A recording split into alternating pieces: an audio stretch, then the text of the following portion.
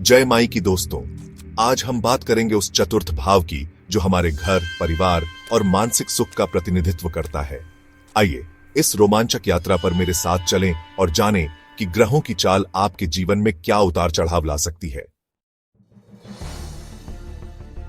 दोस्तों, सूर्य अगर आपके चतुर्थ भाव में हो तो यह आपके जीवन में एक अलग ही चमक लाता है। यह न केवल आपके घर को रोशन करता है बल्कि आपके व्यक्तित्व में भी एक नई ऊर्जा का संचार करता है। यह आपके अंदर के राजा को जगाता है जो अपने परिवार और घर के लिए एक सुरक्षा कवच बनने की चाहत रखता है। यह आपको आत्मविश्वास और साहस से भर देता है। लेकिन ध्यान रहे, अगर सूर्य कमजोर हो तो जीवन में असंतोष और अशांति भी आ सकती है। यह आपके मानसिक और भावनात्मक संतुलन को प्रभावित कर सकता है। इसलिए अपने सूर्य को मजबूत बनाए रखें और अपने जीवन में सकारात्मकता और शांति बनाए रखें। सूर्य की शक्ति को पहचानें और उसे अपने जीवन में सही दिशा में उपयोग करें। इससे आप अपने जीवन को संतुलित और खुशहाल बना सकते हैं। चंद्रमा अगर आपके चतुर्थ भाव में हो तो आपकी भावनात्मक दुनिया और भी गहरी हो जाती है। ऐसे जातक अपने परिवार, खासकर अपनी मां के बेहद करीब होते हैं। इनके लिए घर सुख और शांति का प्रतीक होता है, जहां इन्हें जीवन के तूफानों से राहत मिलती है। बृहस्पति अगर आपके चतुर्थ भाव में हो तो समझ लीजिए, आपको जीवन में किसी चीज की कमी नहीं होगी। आपके घर में सुख समृद्धि का वास होगा और आपके परिवार का मान सम्मान भी बढ़ेगा। ऐसे जातक धार्मिक और आध्यात्मिक होते हैं और अपने परिवार के प्रति बहुत ही समर्पित होते हैं। शुक्र अगर आपके चतुर्थ भाव में हो तो आपका घर स्वर्ग से कम नहीं होगा। आपके घर में हमेशा प्रेम और सौहार्द का वातावरण बना रहेगा।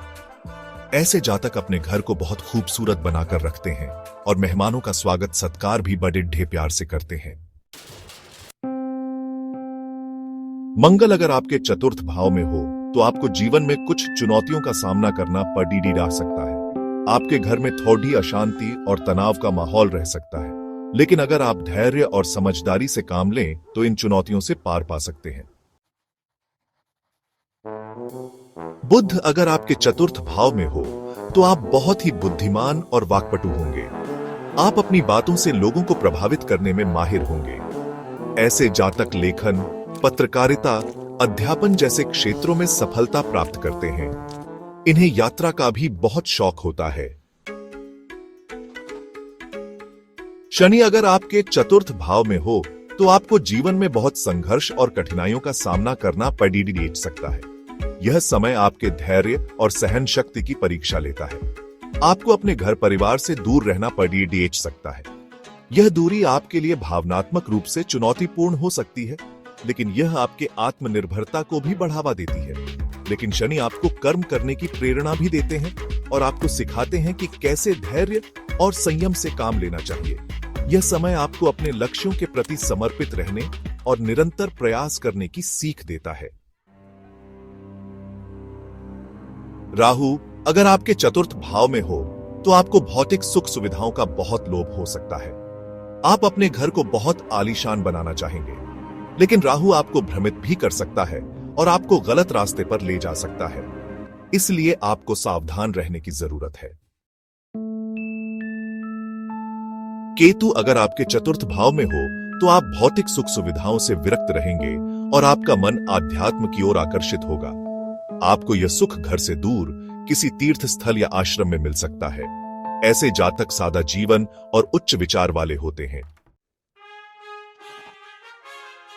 तो दोस्तों, देखा आपने कैसे ग्रहों की चाल हमारे जीवन के हर पहलू को प्रभावित करती है। ज्योतिष विज्ञान के अनुसार हर ग्रह और तारा हमारे जीवन में एक विशेष भूमिका निभाता है। चाहे वह हमारे करियर का चुनाव हो या हमारे व्यक्तिगत संबंध, सब कुछ इन ग्रहों की चाल पर निर्भर करता है। हमारा चतुर्थ भाव भी इन ग्रहों के प्रभाव से अछूता नहीं है। यह भाव हमारे घर, परिवार और सुख सुविधाओं का प्रतिनिधित्व करता है।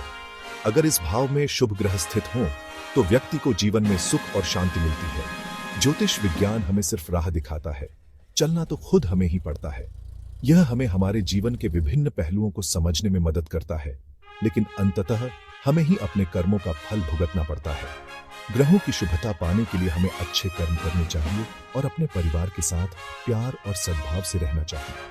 अच्छे कर्म और सकारात्मक सोच से हम ग्रहों के नकारात्मक प्रभाव को भी कम कर सकते हैं। तो देर किस बात की, अपनी कुंडली का विश्लेषण करिए और जानिए कि कौन से ग्रह आपके जीवन को प्रभावित कर रहे हैं।